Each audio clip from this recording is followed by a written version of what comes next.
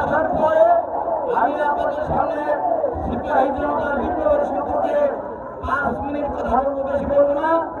কারণ হলো সকলেই দীর্ঘ পথ পাড়ি দিয়ে এখানে এসছে, আমরা সকলেই ক্লান্ত।